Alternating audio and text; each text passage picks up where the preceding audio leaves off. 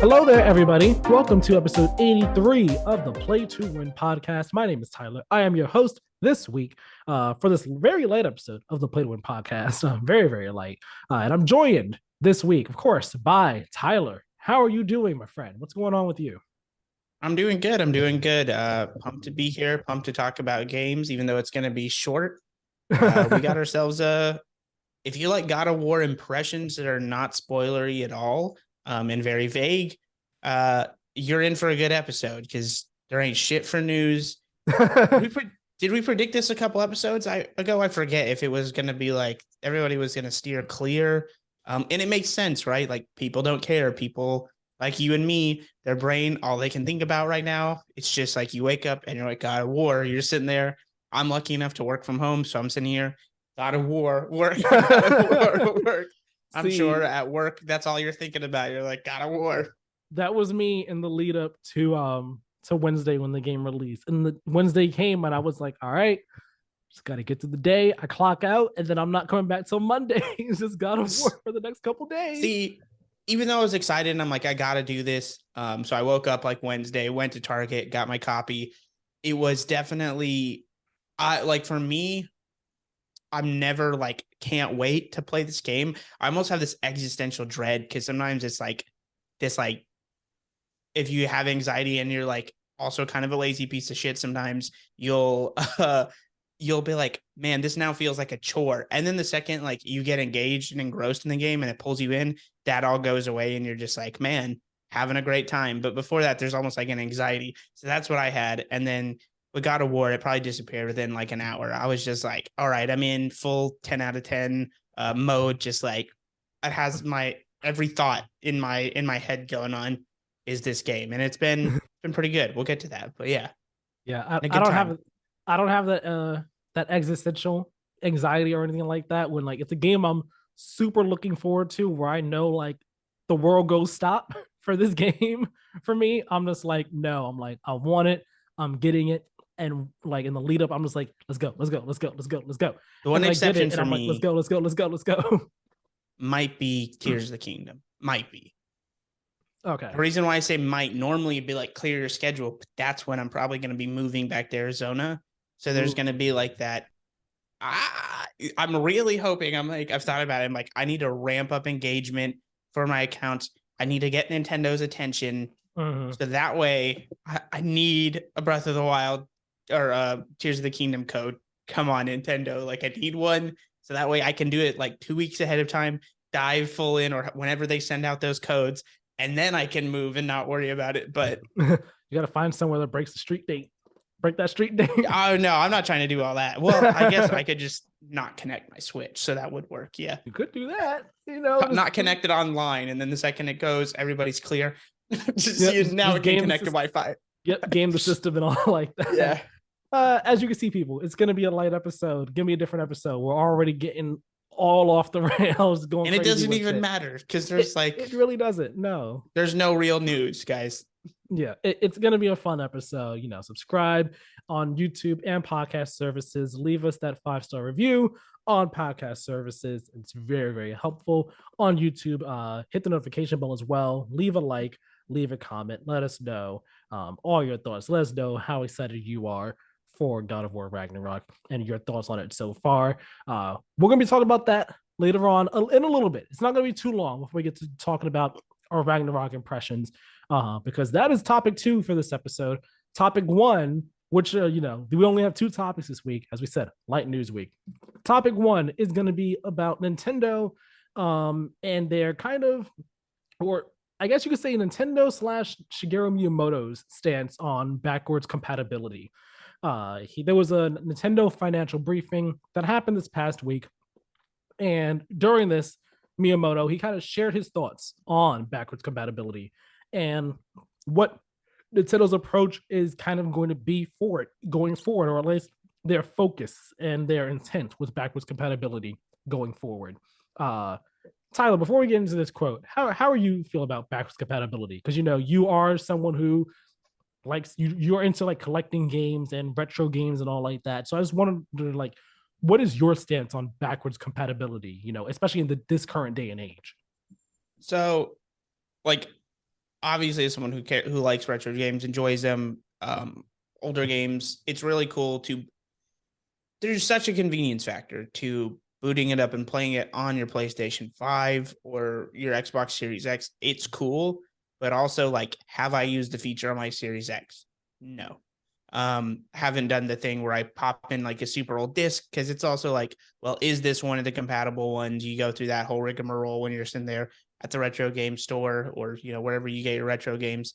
And I like, the numbers don't lie. People really don't take advantage of it that much. So like, I don't think it's the end all be all. I think having a generation older is just smart business.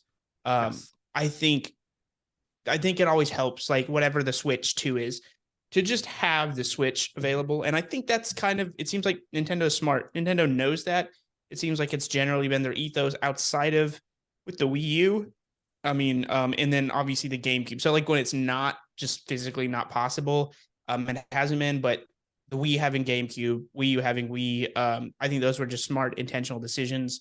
And then the Wii U was such a barren platform that it kind of didn't matter going to Switch anyways. Aside from the logistical, there's no disk drive. Imagine But that, a like Switch with a disk drive, just like in the where would the disk drive be? Like the top, the bottom? I mean, there's a lot of giant disk into it. That'd be a So sight. like, as someone that likes retro games, I appreciate it when, Xbox is trying to be just a cool guy, trying to convince everyone that we're your friends so they can get you to that $25 price point I was talking about on Game Pass. They're just like, hey guys, we're cool. We're cool Xbox.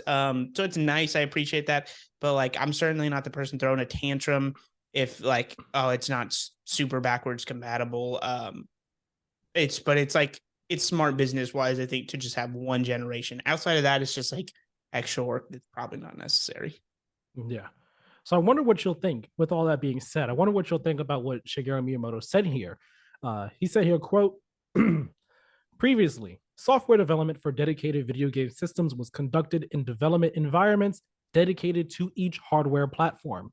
This meant that those environments could not be brought forward when the hardware changed, and it would become impossible to play software released for previous hardware without making changes.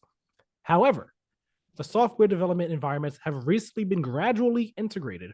So, generally speaking, it has become easier to implement on an environment where software released for past hardware can be played on new hardware.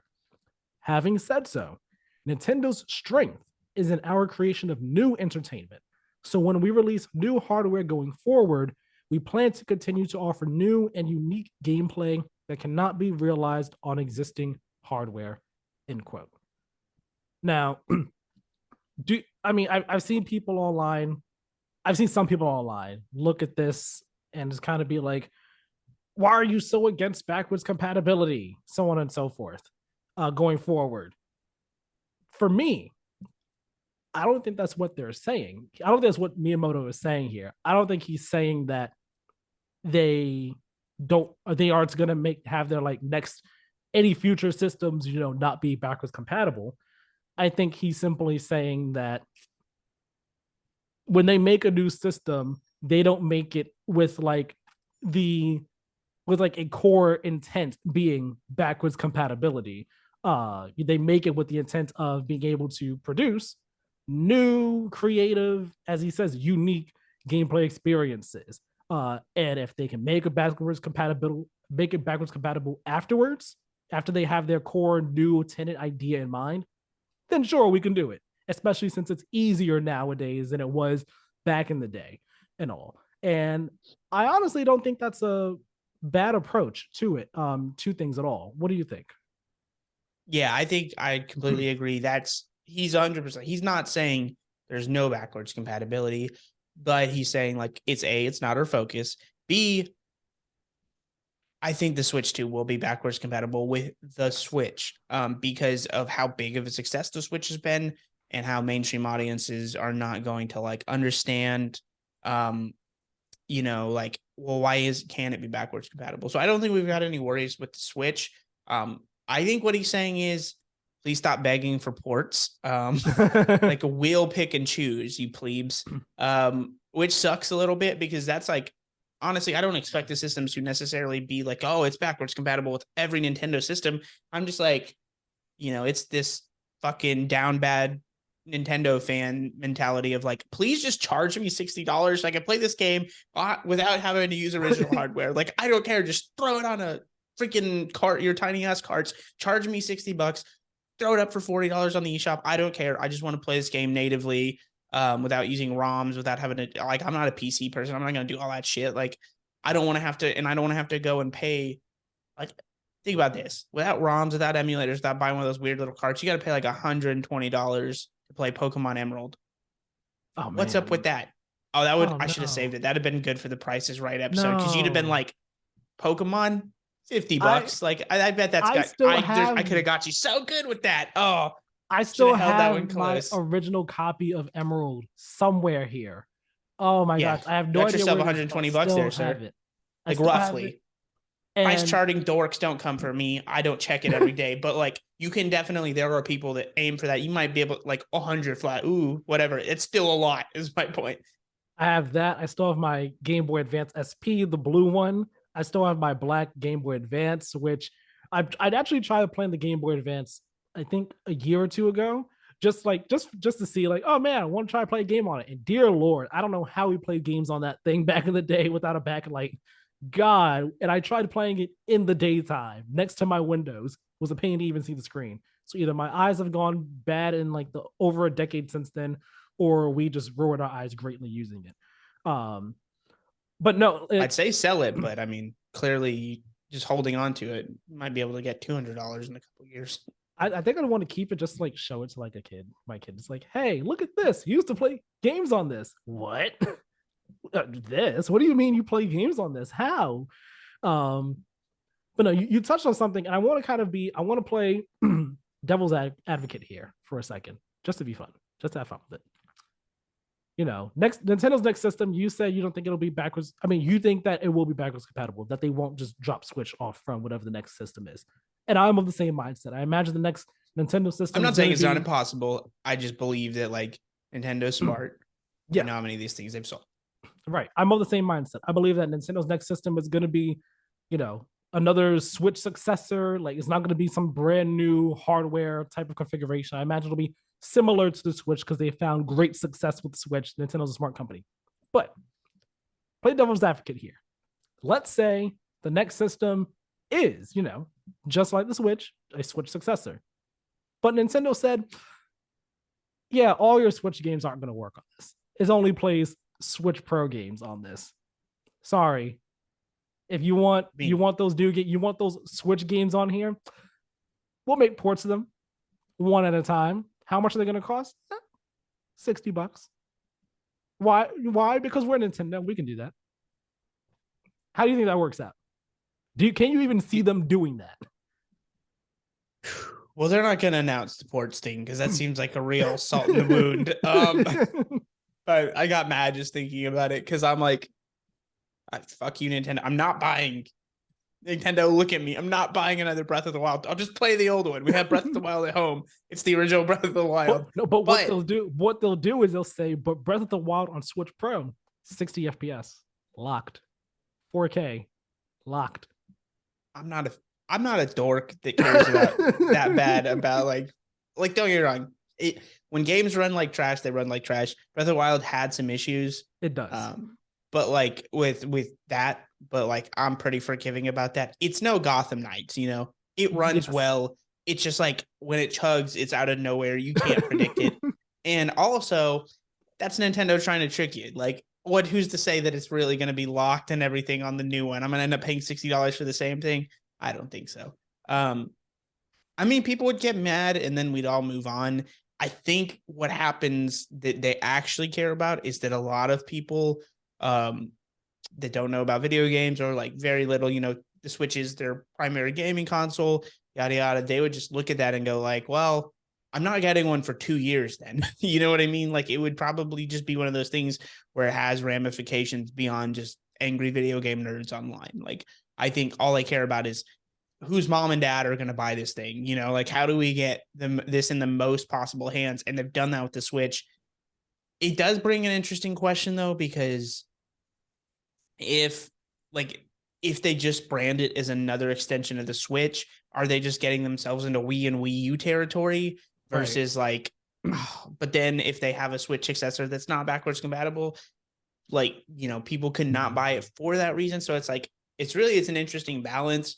And I think that's what people miss when people are like, why isn't there a Switch Pro or a Switch 2? I think Nintendo's putting off has been trying to put off that decision for as long as possible and just ride the gravy train that is the Switch.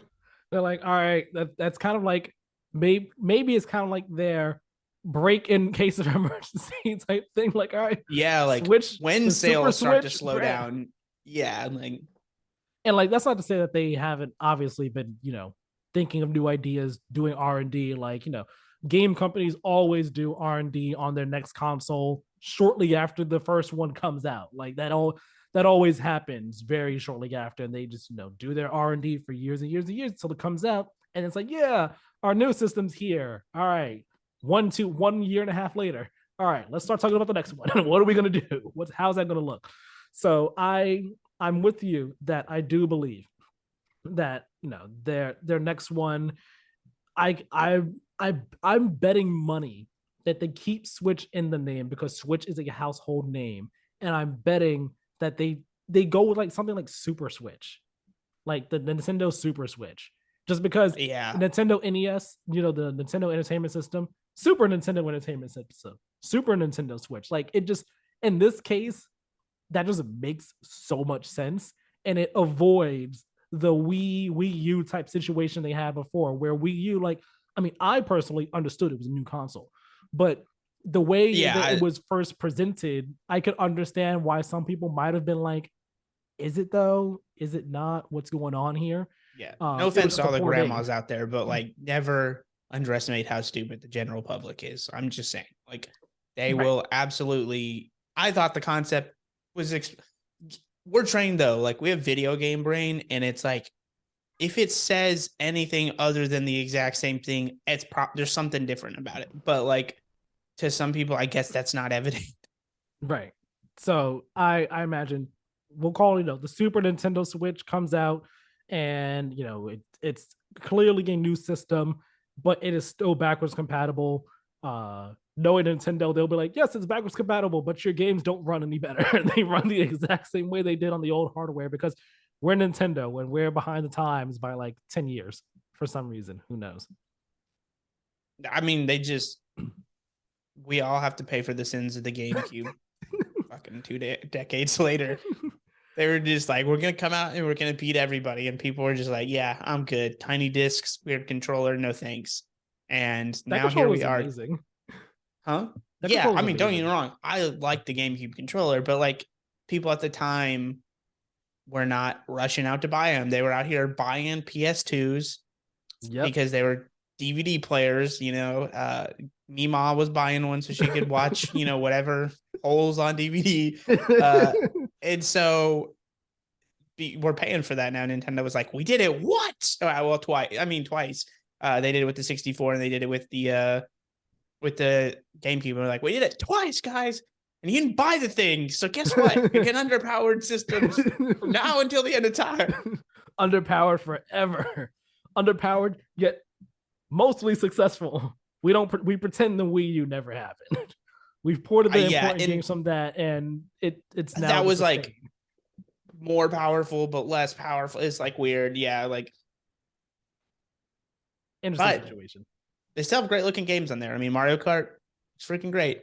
Breath of the Wild looks phenomenal. Yeah, Nintendo gonna be fun. I'm believing new backwards compatible. And I last thing I'll say on this, aside from Nintendo, I stand by what Miyamoto said about when we release new hardware, we want to offer new and unique experiences, gameplay things that we can't give on older ones.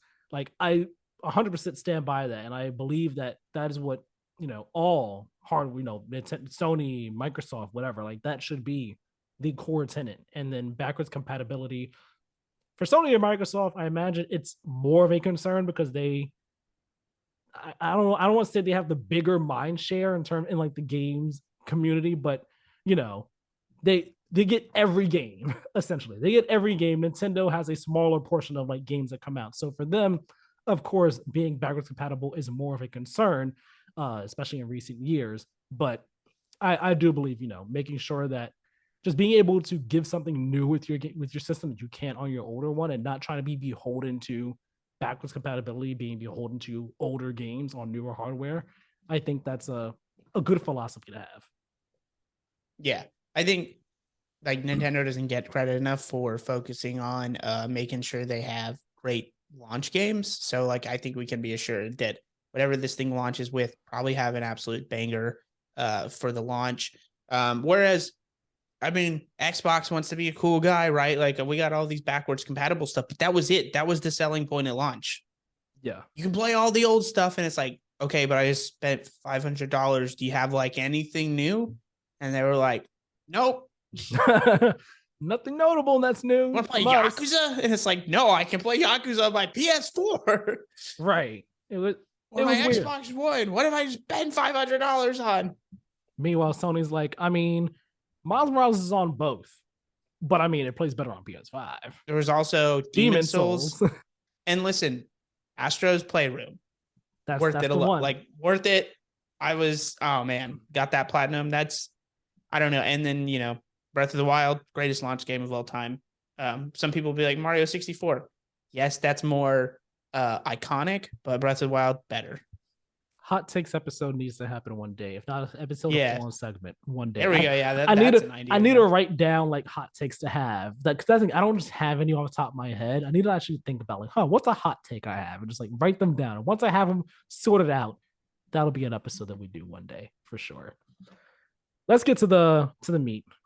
Let's get to the juicy stuff, the juicy bit of this episode. Yes, the meat and potatoes, the juicy bit of this episode. The one thing we all want to talk about, the one that's on everyone's mind, Halo. No, I'm not talking about Halo. And I promise, not trying to be console war fan baity out here, fanboy any way, shape, or form. I didn't even think about that angle. Yeah, look at I you. wasn't trying to be. I wasn't trying to be. I was going to say a random game, and Halo was the first that came to mind. I don't know why. It just was. You tried to think of the least relevant thing out there right now. I mean, Halo's relevant right now. They got the winter update, and it's actually looking really good for that game. It's looking really good for that game. So I haven't jumped into it. I need to go back and play some Halo. It's been a while. I am talking about God of War Ragnarok. At long last, after about 4.5 years, it is finally here. Fimbulwinter has arrived. Ragnarok is upon us. It's been such a great time playing this game over the past 2 days. For me personally, it's very good. It's insanely good. I think it is like, man, I talked a little bit about enjoying the 6s or the 7s, with Gotham Knights, but like, man, high production value is just nuts. Even playing something like Entropy Center, where it's like really high level. I love what's going on. It does feel like watching an indie film with like a director who's clearly got some sauce. They're cooking with something, but like they don't have the higher production values. So there's some things that are a little rougher around the edges versus like, man, this is just hot, big budget Spielberg shit. This is absolutely just like everything feels like it should. It looks great. Which is weird because like I know the discourse with early previews was like, it just feels like more of a PS4 game. It's like, has anyone had even PS5 exclusives, Xbox Series X? I don't think they have any non-cross gens, but has there been any games that are like, oh man, this feels so next gen? It's like, I don't know. This just feels like what the next God of War would be. Who was expecting, like, it wasn't going to be like God of War cross Elden Ring. Like, it wasn't going to be like something that it's not. It just feels like a continuation of that in the best way. Yeah. Before we go any further, I want to make it very clear. We are not talking spoilers in this at all. We're not giving any spoilers in our early impressions here of God of War Ragnarok. So you can feel free to listen without worried about being spoiled or anything at all. Anything we talk about would be stuff that is already known, already public information in terms of like any story stuff, things that were already shown in marketing. Anything that was not shown in marketing, we're not talking about in terms of any specific story or gameplay. Yes, so you can feel free to listen to this. Don't worry. Or if you just want to be completely in the dark on the game because you haven't played it yet, you want to stay in the dark, by all means, totally fine. You can skip ahead to the brief mentions and then bounce on the episode, because this is just going to be the rest of the episode right here. It's kind of giving our early We impressions appreciate the on click. God of War Ragnarok. And we do appreciate the click and the download and the listen.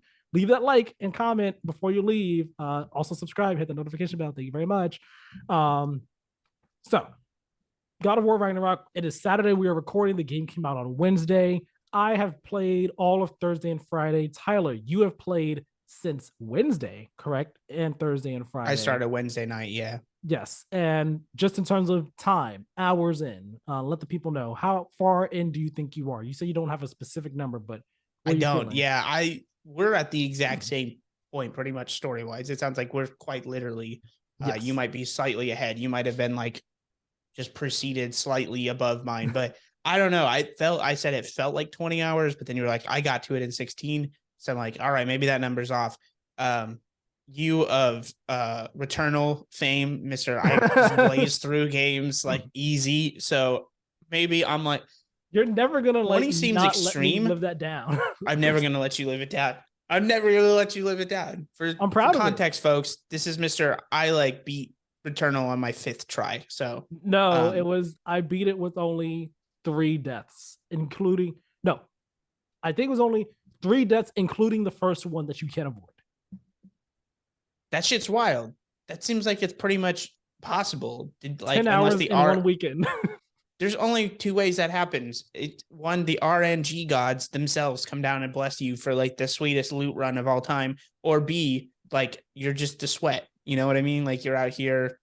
To be fair, I will say also, when I finish it, I did not do Act 3, which is like basically going over and over and over again to get like the last little hidden collectibles to get like the super secret true ending. I didn't do that. It was literally just doing Act 1 and Act 2, which gives you a solid like close on the game story anyway, as is. So you may be further than I am. Or you may have been able to like run through it, because I even said there's like, I mean, obviously we're not going to get real granular with boss fights, and it's not super spoilery. They just throw two of a mini boss at you. And I struggled with that because like in one of them's kind of like altered, the same thing they do in every video game where it's like, it's got a status effect. Essentially, one of them's the plain Jane version. One of them is the like, the electric version or whatever. And it's definitely at a moment where like my rage meter wasn't filled up. I'm like, oh my God. Same situation here. I'm just, because what happens is you get kind of like a mini mob thrown at you before that. Yep. And you're headed to a moment where you presume it is going to be peaceful, and it literally gets you with a jump scare. It got me. It definitely, like, I'll just admit it. Like, I was like, I was like, oh, the first time. No. Yeah. It really preys on you just assuming safety. You're like, what a dumbass I am for ever assuming I'm safe. But like, have you ever had a moment in a game where you're like, this game is really going to force me to learn a mechanic right now? Yeah, at that moment, I was like, I'm going to have to parry, aren't I? I was like, I hate parrying. My timing on parrying is always off. Love the concept of it. Bad in execution. Almost always bad. I play like glass cannons. Just a little insight here. I'm always like offense. Don't have patience. It's why Bloodborne is the GOAT of all the Soul series for me, because it's like, hey, you want to be a glass cannon? Go ahead. We're going to reward you. We're going to give you health for being aggressive. I'm like, that's my game. Right.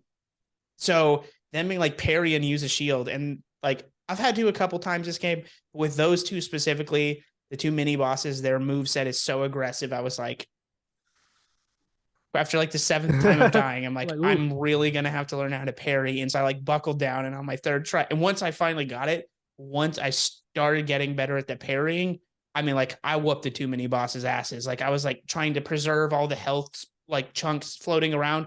Didn't need any of them, just like cleared them. And I was like, it felt good, but I was so mad that the game was just like, you're going to learn this mechanic. Because I utilize all the little boosts. I utilize like, not all of them, because I don't do a lot of range stuff, but I mean, like I'm using, my teammate. I'm just like everything at my disposal I'm using, other than I don't like the parry. And it's just like, this game is really, this is what we have to do here to beat these things, huh? And then I got good at parrying, and now I'll probably forget. And then I'm sure a boss fight 10 times from now we'll do that. but this is kind of par for the course for God of War, because in Yeah. 2018, my hardest boss fight was not any of the like end game or well, I've heard Valkyrie Queen's hard. I did not do that. The Valkyrie Queen was tough. Oh, did you do that? Did you I get the beat all the plat first? Valkyries. Did you get the plat? I did not get the plat, no. Man, you did the hardest part of the plat and you didn't go and just finish the rest? I didn't go after the Odin Ravens. There might have been some other things I didn't do, like getting. I don't know if I got like maxed out health and maxed out rage in it. There were a couple things I didn't do in it, but I did beat all the Valkyries because that was a lot of fun.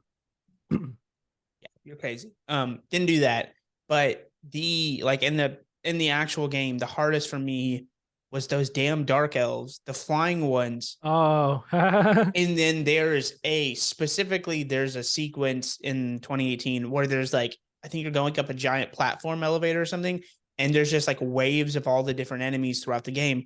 Cleared all of them, not a problem, other than they throw like a ton of the higher end dark elves that you would once. And like, I was ready to break my dual sense when the first time I played through. I was like, this is going to break me. And because I hate, it's my kryptonite. I hate aerial type enemies. Like, they are the worst. And then this one had me reconsidering this mini boss fight had me reconsidering my whole belief that they're the worst. Yeah, well, since we're talking about gameplay, we'll talk about combat right now. Well, let's stick on combat for a bit longer. Then we'll talk about some story impressions. Tyler said he feels like he was 20 hours, but might be a bit less. I'm at the just under 16-hour mark, 15 hours, 55 minutes to be exact. And yeah, the combat in this game, I've been really enjoying it so much. Like, it is kind of like how people have said, yes, it feels like God of War 2018, but it's more so they built upon the foundations of 2018 and refined it so much that it feels so much better. It's like you start the game off as kind of like end game 2018 Kratos, and you are just building off from that point of end game 2018 Kratos.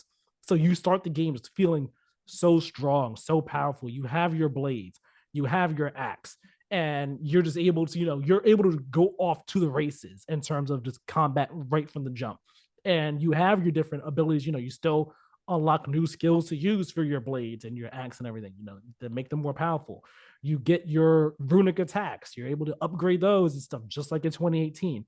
Those core fundamentals haven't really changed, but just the way combat feels, it feels tighter. It feels more, I guess you could say, more fluid and just more fun to just beat up on an enemy and then switch your weapon mid combo and then start attacking them with your other weapon.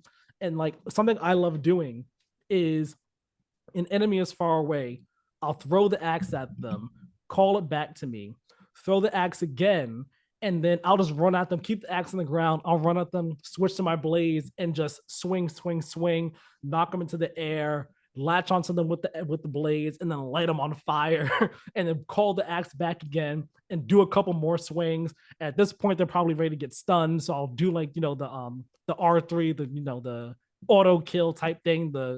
I'll just call them the auto kill, whatever, and just do that, and then turn around and go on to the next person, and it just feels so great. And like, there have been times where I've kind of struggled in combat because, surprise, surprise, Tyler, I actually have had quite a bit of a tough time in some of these fights. Not even just like the mini boss fights, but like even it's like regular mob fights against enemies. Like, even some of them, like there's so many more enemy types in this game. I love that variety. But like, I just hope you know that when What? you said that, I've just mentally inserted the Simpsons meme where it's Skinner and he's like pathetic.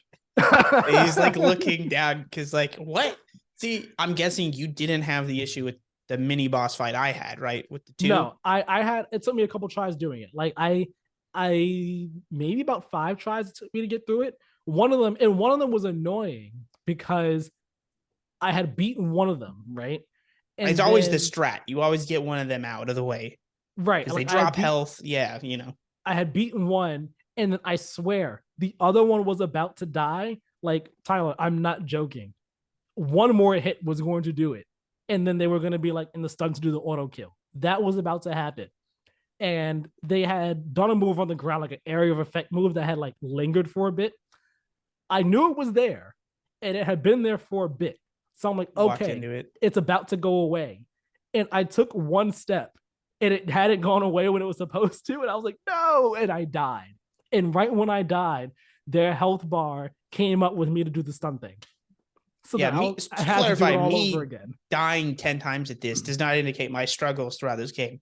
I've actually cleared everything with ease. This was the one time where I was like, oh, because the move set for the two mini bosses are so aggro and so random, because they definitely tweak the knob of randomness of like, you'll get like a good minute of just passiveness. And so me, glass cannon, going ham, and then all of a sudden it switches and the dials turned back up and you can't get a hit in for like a minute straight. And if you're not parrying, or I'm like, I do dodge rolls obviously, but you have to time it so perfectly, and if you don't, then you're getting your ass whooped. And so it was one of those things of like, I'm doing great, and then boom, you just get cleared out like within a minute, and you're like flipping the table. Like, But like, no. it's only with that. I was like, most of the boss fights, there's been more variety, but it's been pretty easy, I would say, for me.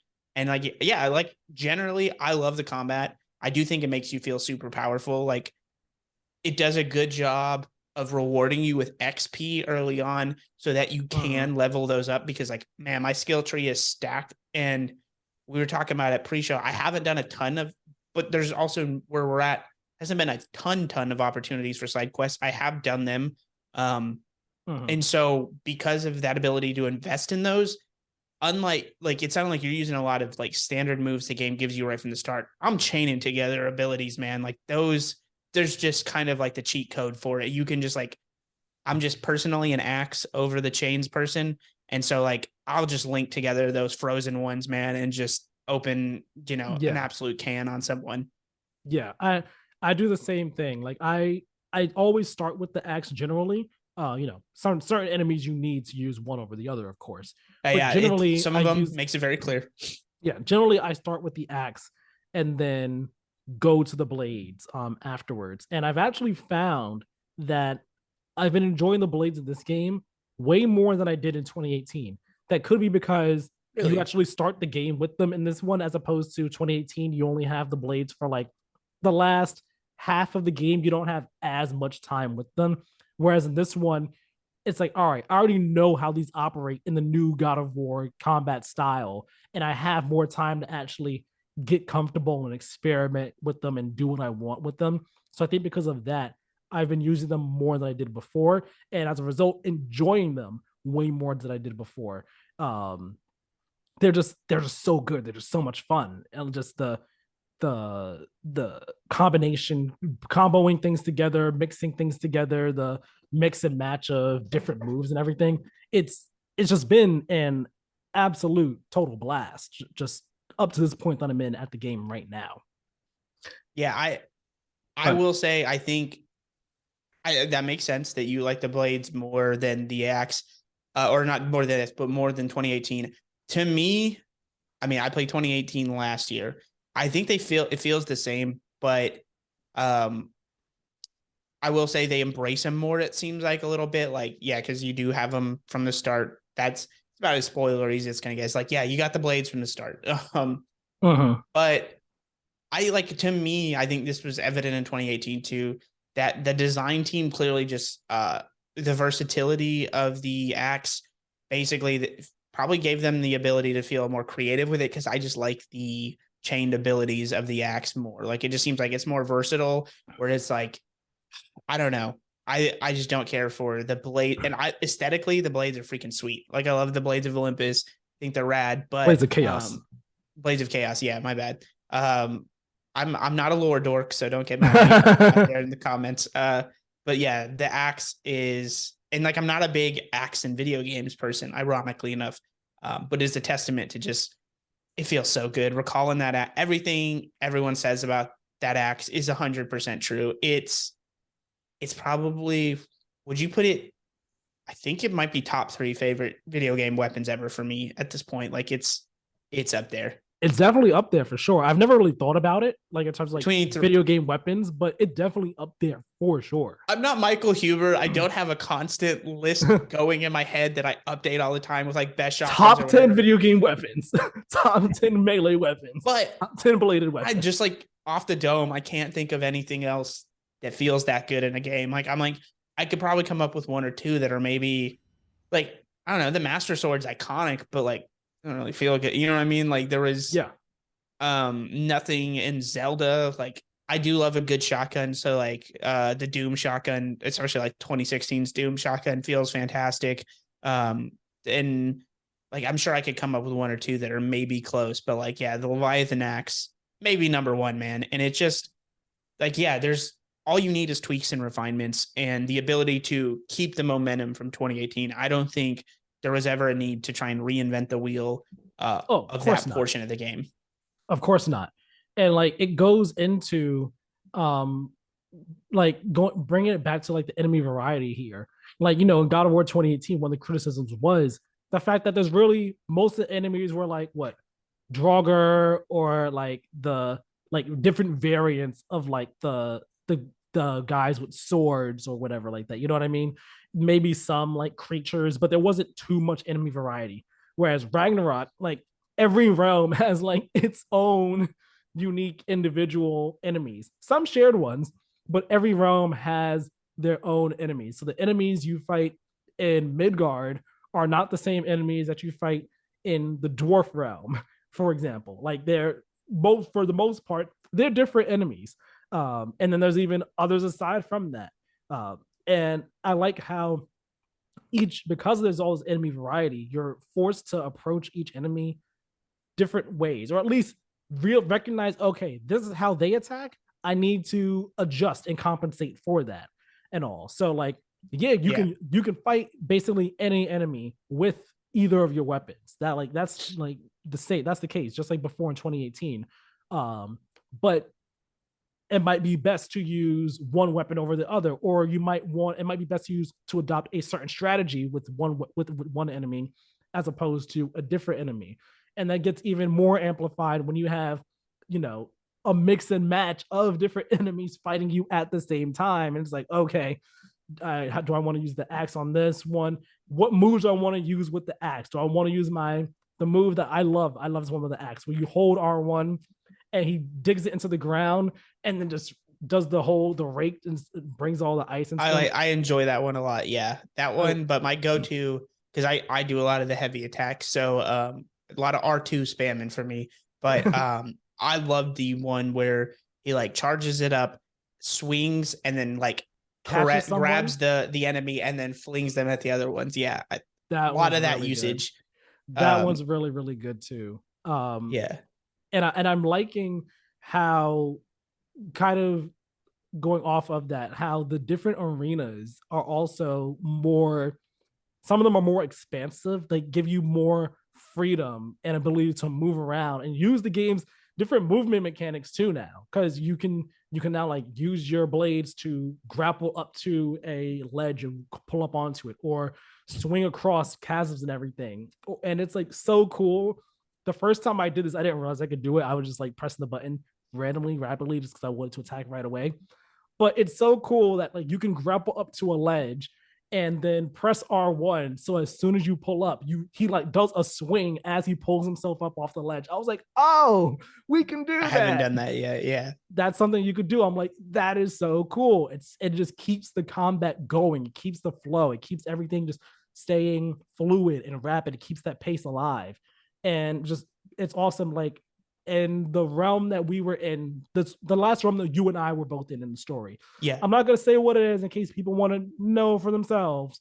Um, but that realm, there's some arenas where you kind of have to you're kind of bouncing between, like, there's all the different overhead The platforms, little and there's the lower platforms. Yeah, level as well, and you can grapple between them all, and you kind of the combat, well, at least the game kind of forces you in that fight in those arenas to, hey, switch between the platforms because you will get overrun if you stay on one. And it's so awesome. It's like, all right, I'm fine, let me hit this enemy a couple times here. All right, I see some more coming, and there's one guy over there trying to do range attacks. I'm gonna run, swing over there, and just come on But down, beat them up a bunch, turn around, toss my axe at someone else. Like it's so I good. but in that same note, one of the things that I like that they didn't get rid of, they're not. It's not really a spoiler because they're an enemy type in the first one. The second one's called a Soul Eater, but the first one's like an ancient. They're the same thing. They're just Yeah, reskinned. basically. Um, I'm not trying to run around and dodge and pick up those stupid things they have. So I did what I did in 2018, and please report to anyone else that likes spamming cheap move sets. You can absolutely stand behind a pillar, charge up the Leviathan axe, wait till he's ready to go, throw it at him, stand behind the axe because he doesn't have like a big range of movement or whatever. It's a genderless rock. It stands there and it like opens up and it's like you just wait, you bait it, you stand outside, then you step in front or you wait, you throw it real quick, stand behind the pillar, and you just do that 10 times basically and works like a charm. I'm not trying to sit there and do all this work. Nah, like figured it out in 2018 on accident because I'm like, how do I beat this thing? Missed somehow the little chunks coming out. Just did it by that. And then like I did it the way they wanted me to. And I'm like, that's hard. I'm just gonna do it the way I did it. Your way And I sounds like just that more intricate. nobody in R&D was like, hey, there's like a really easy like all the testers and everything were like, there's a really easy way to just spam this and beat it. They were just like, keep it in. You did remind me. I thought it was funny how in the game there's a point where you come across a troll, like one of the big trolls from the last game that would kind of always carry the pillars with them. You come across it in a cutscene, and Kratos is like, "Nope, nope, 2 quick stabs, you're dead. We're not doing this." I was just like that. In my mind, I saw that as like the game, the creators being like, "You fought enough of them. You don't need to fight them right now. You don't need to do that in this game. Yeah, I We'll take remember care of it in prepping to be like, oh, like okay, three we're gonna quick fight this, swings." right? Yeah, like all right, he's here. All right, just dodge that. I just thought it was like we're gonna save you the trouble. We'll take it out in 3 quick swings for you in the cutscene. It's fine. Don't worry about it. Um, I want to switch gears to talk about the as lightly as we can the The story. broad strokes of the story. Yeah. What we're thinking of the story so far. Me personally, again, 16 hours into the game, I am really, really, really enjoying the story. It is it's so far at least. I feel like God of War Ragnarok's story is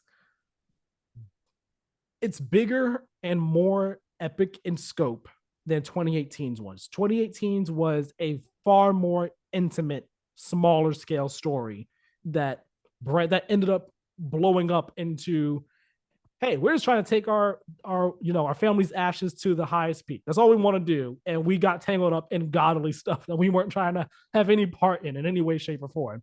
Whereas this one from the start, it's like, yeah, things are about to get really real, really quick. And we're involved in this in this conflict that like we're stuck in, but we kind of want a part in, but we also don't want a part in this at all. And just the way the story is going, this twists and turns in terms of plot development, but also character development. It's It's very character heavy. It's very character heavy. That's the thing. Although the game has broadened its scope and scale, it is still doing the God of War thing of honing in and focusing on the characters and what makes them tick and like what they are fighting for, what they care about. And I'm loving that so much. And like, of course, like we get that with Kratos and Atreus at the center of in the core of the game and what's going on with them. But even there's like some good character work with other people as well. that's what I was about to say. Like the side characters, like I'm surprised at the focus that some of the side characters are getting as well, not just in cutscenes, but also side quests. Like the side like quests I think as well. Without any spoilers, do the Mimir quest. If like it's early on, it's very clear. There's like 2 optional side quests, but you can definitely just skip them if you want. But they mention them on screen, just to kind of like egg, kind of like, hey, you want to do it? Do the Mimir quest. I think for him specifically, I really like a lot of the character development they did with that. Yeah, I've done each of the side quests that have come up that I'm able to do at that given time. Same, yeah, we were talking about that. And like I recommend doing them all. I like if you want, I understand you're worried, people are worried about story spoilers. You don't want to get spoilers. So you want to finish the game as quickly as possible. I understand that. But I can't stress enough and emphasize enough. Take your time with this. Take your time with this. Don't rush through it and worsen your experience because you're rushing through the game. Like, take your time, soak it in, do these side quests because even like little minor ones that you think are minor are still like pretty big deals and pretty important and add a lot to the characters, and they really help flesh out the characters and the world of Ragnarok and like each of these different realms that you're going to.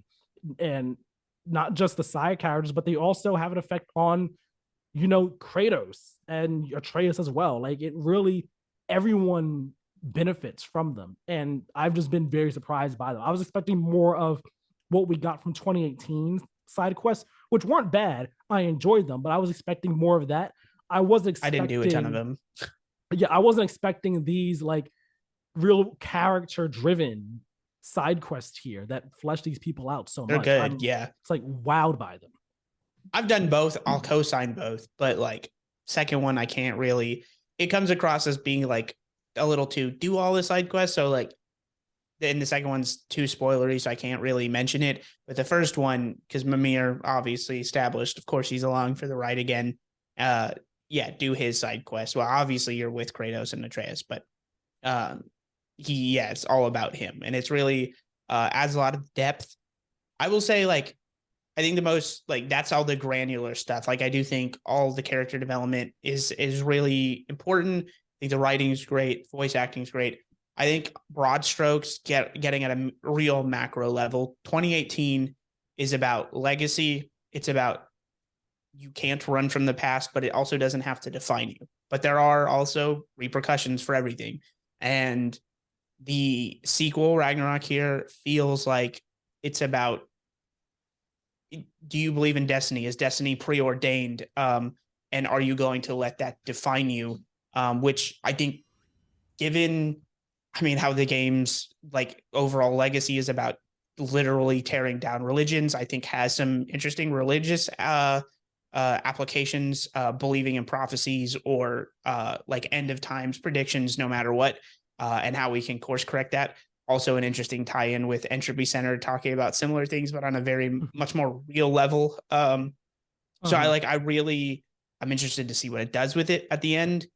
I think it can take some interesting choices. I think it might go in the way I don't want it to, which won't mean it's a bad game, but I always like when games really twist the knife and take more of, do something that will probably enrage a lot of people. But it's interesting because philosophically, I did not see myself siding with Kratos in like at any point, and yet here I am, like very much like in alignment with how he's viewing a lot of the things here. And like Sindri specifically has a, not spoiler, but he has a line just about not believing in fate, and he was just like, "You think I'd go through all like how gross and disgusting the world is?" And he's like, "You think I'd put up with all this if I thought like ultimately it didn't matter?" Which I love, and I think is like almost a weird microcosm of how you could read this game in general. So like I really like that stuff, and I'm interested to see where where the developers end up siding on it. I mean, that doesn't necessarily mean they personally believe that, but they feel like that's what these characters would do. So I'm interested to see it all. Yeah. And like going off what you said about how this game is about destiny and, is The future is as fate opposed to the right. past, the diametric opposing 2018 being so about the past. Right. And like is a person's fate like can we change things about like can we be the ones who decide what happens to us in our lives and everything like that. Like there's a whole segment of the game at this point where we are right now. There's a whole segment prior to all this. I'd say It's halfway long, around like the seven longer hour than I mark. thought it'd be. Yeah, it's around like the 7 hour mark of if I'm ballparking it really of the game. And that was a lengthy segment. It was a lengthy segment, and I think that's the only point in the game so far where I feel like the pacing dragged, where I feel like the pacing went down, and solely because of how long it went on for. Um, that's not to say that I don't think it was a good segment. I enjoy that segment. I think there's some good stuff that happens there character wise. Character wise, world building wise, lore wise, I think there's good stuff there.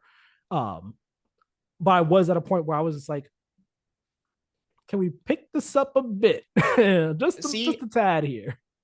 I would have originally been in agreement with you, but the more I thought about it, because like I got to that part last night or whatever, like my days are all mixed up because I work overnights, but like Yes. not this past play session. And the more I thought about it, I was like, I actually think it was fine. I think the pacing was fine.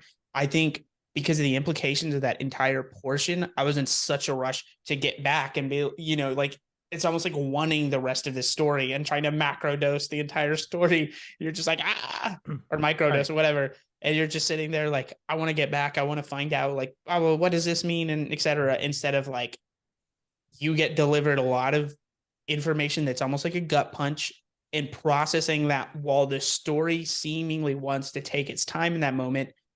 But I also think that is indicative of how the character in taking all that information also probably feels. And it feels opposed to like wanting to soak in a moment versus like dealing with the implications of what they've learned. So like whether that's intentional or not, I don't know. I'm good at reading into things that aren't there in pop culture. It's what I do. It's why I like making YouTube videos about it and stuff. It's why I like talking about this stuff. But I think it's actually because it's long, but it's not that long. It's like an hour and a half, maybe, I think, give or take, right? I'd say it's about hour and a half to 2 hours, depending on just how you go through it. And like that's the thing. I feel like the it may be divisive though. Like I'll say this, I could see people not liking that portion of the game. 100% because it is a long segment. It's a long segment where it's like all this heavy action stuff was just happening, and this segment is like there's still action, but 75% of it is action light. It's like it's very light on action for a good chunk of it, and it's more. God, I can't wait to do the spoiler discussion. I know. And it really just like takes its time, as you said. It's like really just talking about things that are going on, things that things you don't know, and as you said, allows you just kind of soak in the moment. And I enjoyed I like that's why I thought it dragged, but I appreciated it. I understood what it was going for, and I still liked it as a whole, because it deserved to take that much time. I guess I was just like, oh man, I want to get back to to everything else that's happening, but you get to that the end of that section, I guess you could say, quote unquote end, or actually, it's even and you kind of miss it a little. Well, actually, it's not. I don't even think it's the 100% end. It's like near the end of it, where you just kind of sit down and you don't have to move. Like the things continue when you choose to move yourself. And I just sat there and I was just like, this is nice. This is nice. I think I maybe sat there for 3 seconds and then I was like, you were like, all right, on to the next thing, right? No, I just sat there. I was like, this is nice. And like because I wanted to just I loved the segment, yeah. But like I was like, well, now we gotta come on, guys, chop chop, let's go. No, yeah, that was that moment. But I mean, that's just like that whole segment there is just a giant. It's a great character moment for a couple different people. Yeah, I think it works so well. As I won't call myself a detractor of God of War 2018, but someone that's like, some people genuinely didn't enjoy it. Some people, and there's like people coming from both sides. There was definitely the people that are like, oh my God, like, reading so much into it. It's woke because it's not just unabashedly celebrating violence and misogyny. And then there's also people that are like, it's not as deep as it wants to be. And I found myself coming down towards the middle of just being like, I think there are some really important moments in 2018. I think there is some deep reflection, but I think some of this stuff, I think some of the parent stuff was a little shallow. Like, obviously I'm not a parent, but it just seemed like cheap almost. And I don't feel that way about Ragnarok at all. I do think it's, and like video games, I've talked about it, are one of the few mediums where I feel like it's legitimately possible to just make things better the second time around. I think it has learned some lessons from it and built upon it. And it's like both blockbuster and like character driven all at the same time, which I think is impressive so far. It could not stick the landing. That's definitely possible. But just, yeah, like as someone that was like 2018 really good, probably like a 9 out of 10 for me.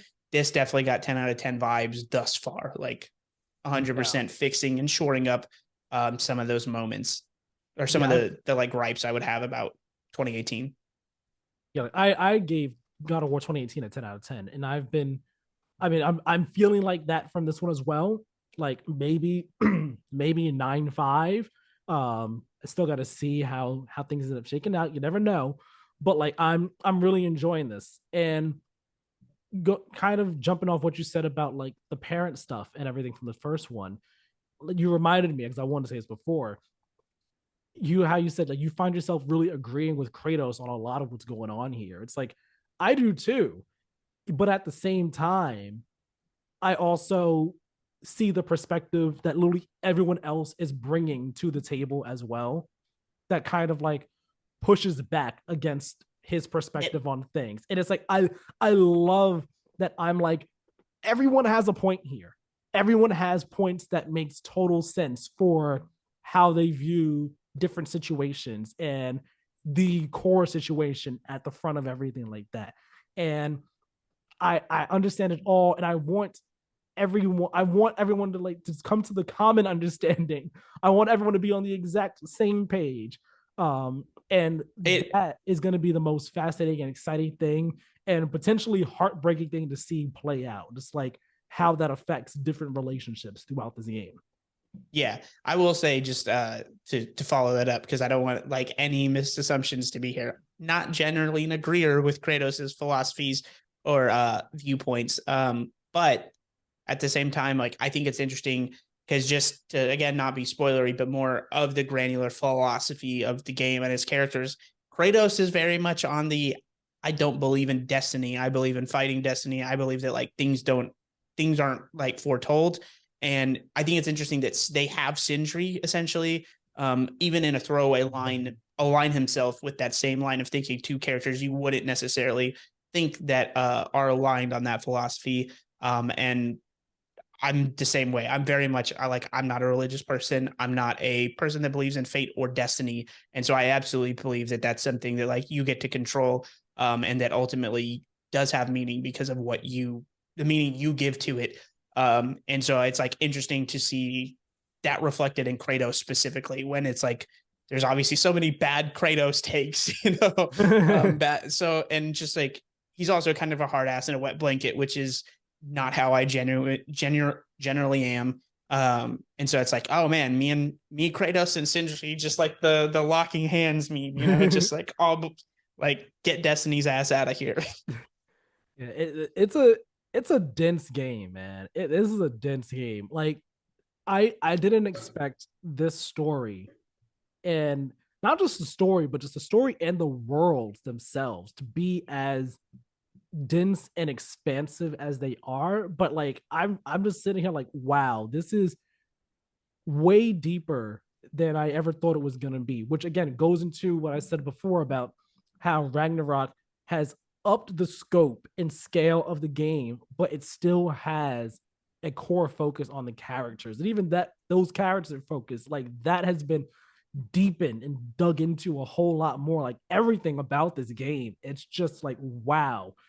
I'm I'm amazed, just at how well Sony Santa Monica has managed to create, everything they've done here. And speaking about the worlds real quickly, like I know we're not going to get in depth about any of them, but like these worlds are crazy. These different realms so far, they are wild from like a visual standpoint. The Yeah, game, much more colorful, much yeah, like just environmentally. There's like it feels like there's more, not more detail, but like more variety for sure. mm, 2018 could kind of feel samey in a lot of spots. There's like a couple of big change ups, but it's like moment to moment would constantly like there's just like large chunks because and back to the like there is filler in 2018. It almost had like a Metroidvania moments of like, even though we're not forcing you to figure it out, we're guiding you. It was definitely like backtracking back and forth for a MacGuffin. It felt like in moments. And here's 6 hours of that now. And it was like, hey man, like you can just fit all this dialogue in one cutscene and we can cut it 5.5 hours out of it. This doesn't feel that way at all. It feels like every single realm, world feels very different. It's not making you retread. And I mean, again, pretty big sample size of like anywhere to 16 to 18, 20-ish hours for me. So it's like, and you obviously have the same level, of how far you've been. Right. And so it's like, I mean, like, I really haven't felt any of that other than revisiting, of course, Midgard in the snow a couple times. But it's like, it's not like, oh, here's several hours in it now. You know what I mean? It's changing up the pace, and environmentally and just visually, everything is very different in all those realms. So yeah, like literally all the complaints you could levy against 2018, I just feel like are eradicated here. Right. And even a realm like Alfheim, which you do go to again in this game, that was a known factor already. Like even a realm like Alfheim, we've been there before in 2018. We spent a lot of time there. And while we do end up going to some of the same areas that we went to from Alfheim in 2018, 90% of it is all brand new, and it gives you a completely different view of Alfheim. You're like, oh wow, I had no idea that any of And this was here, and that any Alfheim, of this.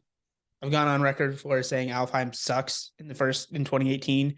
It is the point that broke not just me, but like I've talked to other people. It broke them as well. It completely ruined their interest in the game because of the enemy type, and also just like being kind of confusing and just annoying until you get to the very end. I think the end scene, it has some nice payoff, but it's just like really not a fun level in Infamy for me. And luckily, good to report here, it's brief, not nearly as cumbersome. It's fine. It's like, it's not going to be the highlight of the game for me by any means, but it's not like I was getting frustrated and ready to quit the game for that, which is again the reason I quit back in 2018 and didn't pick it back up till last year, when I was like trying to clear out some games from last gen, that and like Red Dead 2.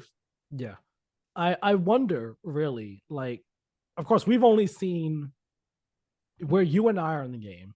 1, 2, 3, 4, 5 realms, if I'm correct. We've only Are seen you wondering 5. if we're going to see all 9? No, I know we're gonna see all 9. I was trying to count in my head, like, all right, I wonder like what the other 4 realms are gonna be like. Because some of them I don't think we've seen before. One of them we might have seen before, I think. But I think the others we might not have. So I'm really curious to see what they're gonna look like. But also, I'm just amazed that this game is able to run on a PS4. Because again, seeing like the scale, We and don't know scope of what it these, runs like though. I haven't watched Digital Foundry's thing yet, but from what I've heard, it runs very well on the PS4. But I mean, Interesting. this from again, looking at the scale and scope of these different realms that we've been to so far, again, how dense they are, how deep they are, how expansive and detailed they are. I'm just like, wow. Hats off to the team over at Sony Santa Monica, because it like the game looks great and runs great on a PS5, but you look at it and you can tell it's still a PS4 game at heart. It doesn't have, in my opinion, the giant graphical leap that say Horizon Forbidden West had to, Horizon Zero Dawn had to Forbidden West, and that's still a cross-gen game. This one doesn't have as big a leap, I think. Not saying the game doesn't look good or doesn't look great. It still looks amazing. But I can still tell that it's a PS4 game at heart. And even still, I'm just like, man, they got this running on PS4. Like that is impressive. Man, my PS4 was chugging running Miles Morales. Like if we haven't sold you on God of War, we're not going to sell you on God of War. Let me try and sell you on, if you have the money, it's not that hard to get a PS5. Promise you, go on Twitter, follow Wario64. You'll get one within 2 weeks, guarantee it. Just like follow the note, turn on the notification, you'll get one. Go buy one. Man, like every time I have to boot up my PS4 for anything, it runs terribly. It's so slow. Like if you're like, I won't notice the difference, you will notice the difference immediately. And all the people that are like, it's the biggest waste of money ever, like they're blind. They haven't turned on their PS4 in 2 years is the problem. And now they're forgetting that like it's worth it for the fidelity update and just like even beyond the visuals, you don't need 4K to just like notice how much smoother everything runs on the 5. Like I feel bad for the people playing this on 4 and like not in an ivory tower kind of way that I have a PS5, but just like, man, like I said, Miles Morales was chugging for me, popping it into the PS5 in comparison. It just ran so much smoother. So I imagine it's like that times 10. Like, I don't know how they got Elden Ring to run on PS4. Question: are you doing fidelity or performance mode for for God of War? Performance. Okay, I'm doing fidelity mode. I was gonna do You are? yeah, I've no problem with 30 FPS. I want the game to look the absolute best it possibly can. All the bells and whistles, whatever they have turned on. So 30 FPS for me. I think on a replay, I'll probably do 60 FPS and see how that goes. If I do a replay, mine might be vice versa. Got it. Yeah. Whenever I have the option, depending on the game, I always choose fidelity first and then performance. That was the thing. This being so gameplay intensive, I was like, it's not going to look that bad. And I was like, honestly, will my eyes be will my eyes be able to tell the difference for either one of them? Probably not. But if it chugs and like it's noticeable, I'll probably like that'll bother me more than like 1080 looking stuff. Yeah. Overall, though, we're feeling really high on God of War Ragnarok so far. We're both pretty far into it. And even then, I still have no idea how close I am to the end of the game because it doesn't feel like I'm nearing the end. It feels like like near like maybe the halfway point or something. That's what I mean when I think we are past the halfway point. We potentially are. We potentially are, but like because this game is so dense, it doesn't quite feel like we are like nearing the end. If we do more side quests, we might only be halfway. But from what I can see on how long to beat, telling you earlier, I can confirm that the playtime for that's like 21 and a half. So we were kind of guesstimating that the side quest might have cost us 3 to 4 potentially. So like I would say bare minimum, we're 12 hours through just the mainline story. So we've got like 9-ish left, 8 to 9. But add in some more if there's more significant side quests we end up doing, maybe we're looking at another 12 to 15. Who knows? Yeah. My review for the game will be going live at the end of November. If it can be just before Thanksgiving, it will be. If not, it will be live the week after Thanksgiving. And our spoiler cast for God of War Ragnarok, we will be recording that on December 3rd. That episode will go live December 5th. So, and God of War Ragnarok spoiler cast coming in the coming weeks, about 3 to 4 weeks. Well, 4 weeks. If you're here from my TikToks or whatever, just know, A, thank you so much. Appreciate it. Leave a comment. B, or YouTube shorts even. B, I'll probably have a review up this week, a 60-second review. I may do a longer in-depth. This may be either this or Entropy Center, possibly both. Maybe me dipping my toes into doing full-blown video essays, like really diving in, because I do like those like both of them story-wise are doing a lot of interesting things to me. Or maybe somehow I come up with some weird abstract concept to do both in one. But either way, that may be coming a little later this month, but I'll have a 60-second review within the week for sure. Like I'll have finished it and like composed at least a short summation of my thoughts in video format. And if you enjoy that, or you like me reviewing games specifically, please go watch my Cult of the Lamb, Pac-Man World repack, and I forget the other game I did. But those, I really like those. I'm proud of those scripts and everything. And they don't do well view-wise because it's like kind of opposed to how some of my other videos are. So yeah, plug your stuff. Of course, links. Good Game We Lost. Everything I just mentioned, but it's on Good Game. You don't have to worry about Instagram. I don't post shit on there anymore. TikTok and YouTube, where I post shorts right now, but maybe doing full videos is Good Game We Lost. Of course, always the links are always in our description, so definitely check that out. And yeah, let us know what you're thinking of God of War Ragnarok down below in the comment section. Are you enjoying it so far? Do you think it's a major improvement or just an improvement in general over 2018? Is it, are you saying it's a 10 out of 10 yet? Is it disappointment? It is an improvement.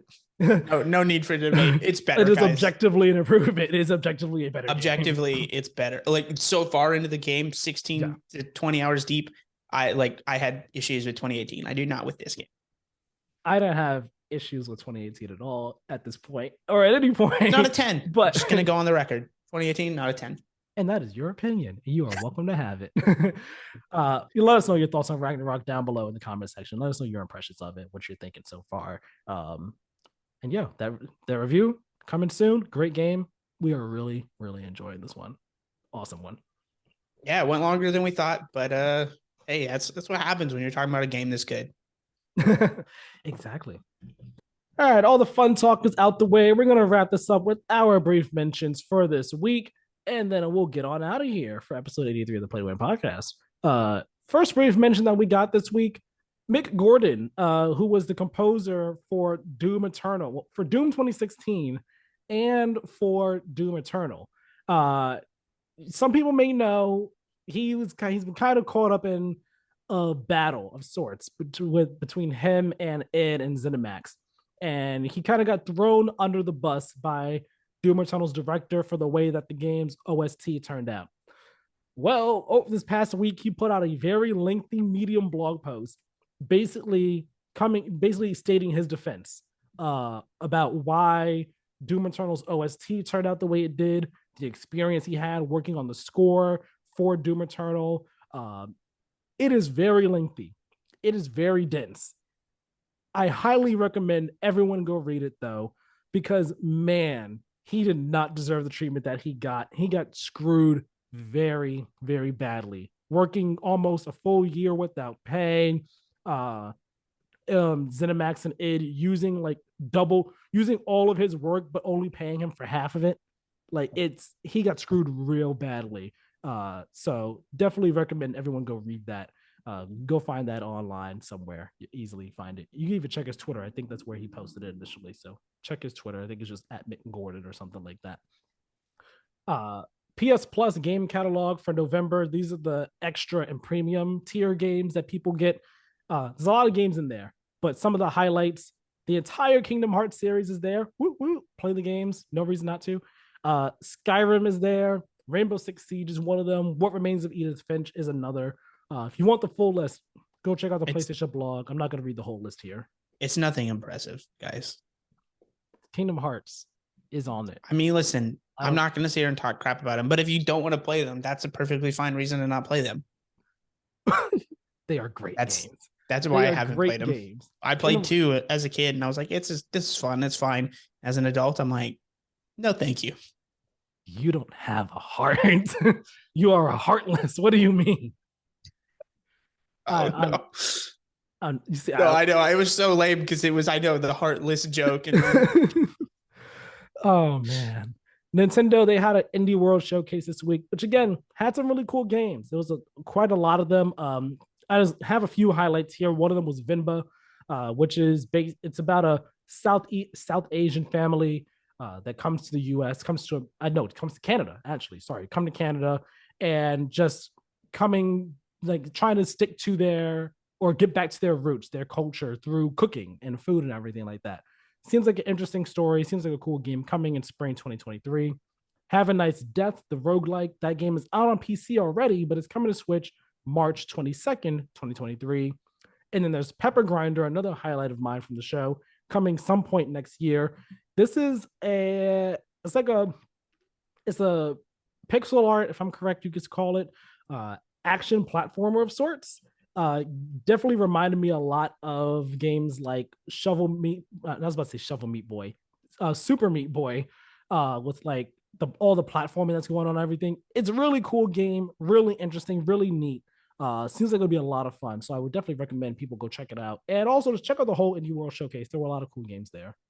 Really get something to say about it. I didn't watch any of this, so I can't comment. Yeah, they're cool ones. I would definitely recommend check out the whole Indie World Showcase. It's only like 25 minutes, but it flies by. It's a pretty good showcase. FIFA, you know that they ended their partnership with EA. They said, and when they ended it, they said, we're going to make sure that any game with the FIFA name is the best FIFA game out there. It's going to be the best game that you could possibly make for FIFA. One of their first games are going to be blockchain games. Great stamp of quality right there, guys. Great stamp of quality. Horizon, that franchise. We already talked about how there might be a multiplayer game in the works. Apparently, there's going to be an MMORPG that might be in the works as well. It's being in the works as a partnership between Sony and NCSoft, which is the team that behind the Guild Wars series. Whether or not this is the multiplayer game that was rumored before is a different story, but I think that they are separate projects. I don't believe that this is the multiplayer thing that was rumored beforehand. I'm also nothing I could be less excited for. Here's I'm not excited about this. I'm more so just like, okay, it's a move I wouldn't have expected, an MMORPG for Horizon. Not to say that like again, not to say that the world doesn't like call for it, like that the world of Horizon wouldn't be good for an MMORPG. It's more just like, okay, a very left field move I never would have expected. No, it's 2022. If you're not like, we can let the WoW dorks and the Final Fantasy 14 dorks, they can have their MMOs. But other than that, in 2022, we've moved beyond the need for MMOs. This is wholly unnecessary. And I am on the right side of history. I'm also just very surprised, like, wow, that the faith Sony has in the Horizon franchise, just how they keep on expanding in different ways. We got the VR game, we got the show coming on. VR makes sense, but this is, I think, overestimating people's interest in Horizon. I mean, you could be right, and I'm that's what I'm saying. Like, I'm not interested in it. I'm just really surprised and intrigued. Like, it's a very left field thing. I don't think anyone was asking for, but yeah, we'll see what happens. We'll see what happens with it. The Switch has passed 114.33 million units in terms of console sales, and software sales have totaled 917.59 million units. The Switch is an unstoppable juggernaut. I'm looking forward to. I want it to pass 1 billion units, just for them to be able to say we passed 1 billion software sales on the Switch. The Switch is crazy. I just want that to happen for that sole reason. I don't think it will, but who knows. Modern Warfare 2, though, that passed $1 billion in sales faster than any game in the franchise. It only took 10 days to do so. Can't believe it's Call of Duty. Nostalgia, baby. Say it again. Nostalgia, baby. That's the power of, we all remember MW 2 and it being awesome. Let's do it again. Let's do it again, guys. Netflix, they announced a Gears of War live action movie and then an animated series, an adult animated series specifically, both of which are in collaboration with the Coalition. And if Dave Bautista isn't able to get involved in that live action Gears of War movie, then he's just never going to get in a live action Gears of War anything at this point in time. You know how I feel about video game adaptations of movies or series. I've been on the record, but I will say 14-year-old me loved Gears of War. So maybe there's the potential I would watch it out of boredom. I think an animated series will work better than a live action one, but go off, fam. Do you think? Oh, no, I'm more interested in the live action. I have zero interest in an animated series. Interesting. Even after Castlevania and Arcane? You are way overestimating that I would have watched either of those. Fair point. Arcane, not a chance. I know people are like, you don't need to like League, it's good, but not happening. Castlevania, just don't have a lot of close ties with the series, so it's like, neither do I. I watched. No real reason for me to watch it. Neither do I. I have no close ties to either one. But I enjoyed all of Castlevania, and I enjoyed the first 3 episodes of Arcane because that's all I've watched. I could see myself potentially liking Castlevania. Don't get me wrong, because vampires cool, Dracula cool, Gothic horror cool, but just never played the game. So it's like, for me, I like to have a little bit of investment. That's fair. Final Fantasy 16 is only exclusive to PS5 for 6 months. A Control sequel has been formally announced. We knew something else was going to happen in the Control universe. Now we know a full-on sequel is happening for PS5, Series X and S, and PC. Make the bet better, keep the creepy, spooky vibes, and please, for the love of God, do not rush your ending. That was my one kind of gripe. I haven't beat the game. I got really far, got really deep into it. And then I got stuck at a part, and it was just one of those things. I never came back to it because I believe I was playing it originally through PS Now. And so it was like, and then I did end up getting the free download through PS5, etc. but just haven't come back to it. I loved everything before that though. Like it really was a hard cutoff moment for me because I was having a blast. Yeah, I enjoyed it. I just feel like the ending was kind of just like, oh, okay, I guess we're done then. I guess we're done. I really didn't care for the ending that much. Not a bad ending. It's just like, oh, that's it then. Okay, we're done.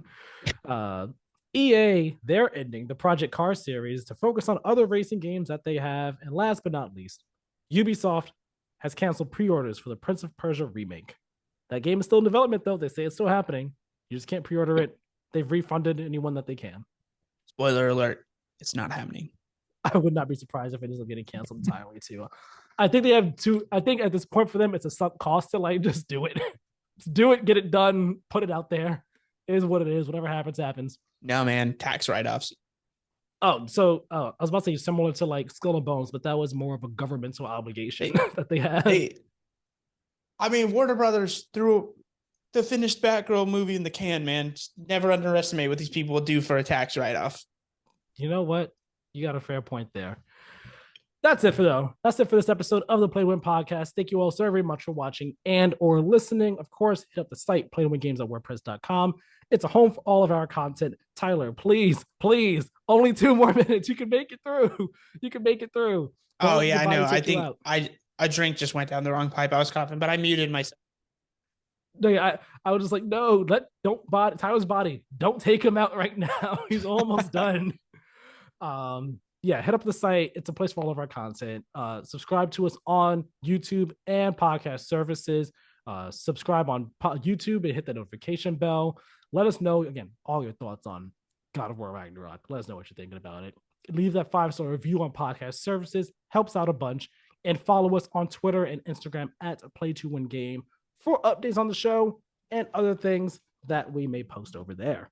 Tyler, you said it before, but again, where can people find you? Good Game We Lost, TikTok and YouTube. And yeah, have fun with God of War, everyone, or whatever you're playing. Check out Entropy Center, even though I haven't played it or beat it yet. It's worth playing for sure. Always, I got to give the art house indie film a rec along with the blockbuster, because it's not exactly a hot take to be like, go play God of War Ragnarok. So right, no, throw out the little hey, don't forget this game came out. Especially if you're like, I'm not going to play God of War, then play some counter programming. Go play Entropy. Precisely. I like that mentality. I like that perspective. You can follow me Twitter at TylerMiller2496, where I've been lightly tweeting about God of War Ragnarok. My replies are off though, so I'm trying to avoid spoilers. I only have my replies on for people who follow me. I don't want people just hitting up my Twitter just like, hey, this happens and this happens and this happens. Just like, I'm playing. So what you're saying is, if I beat it tonight, I should DM you exactly what happens. You should not. You know what? Do I need to close my DMs now? Actually, you're good. I won't really do that. I don't. Even though I don't care about spoilers, I don't troll people with the ending. Yeah. You know, I might need to close my DMs now because I think they're actually open. I think they're open for everyone. I need to close them to only people who follow me. Whoop. Oop. Not getting caught. I'm not getting caught. That being said, thank you all so very much for watching and or listening, and we'll talk with you all next time. Have a great one. Have a good week, everybody.